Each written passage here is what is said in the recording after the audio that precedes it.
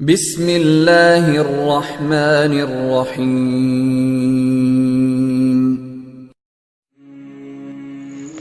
بسم اللہ الرحمن الرحیم۔ السلام علیکم ورحمۃ اللہ وبرکاتہ۔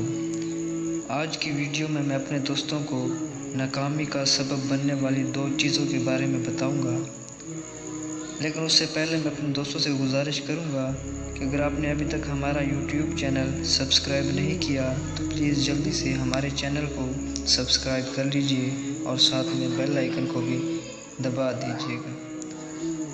تو سٹارٹ کرتے ہیں۔ بسم اللہ الرحمن الرحیم۔ ناکامی کا سبب بننے والی 2 چیزیں۔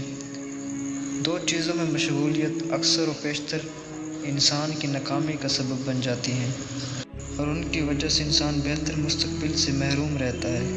جن میں نمبر 1 ماضی کا رونا دھونا، نمبر 2 دوسروں کی ٹوہ میں لگے رہنا۔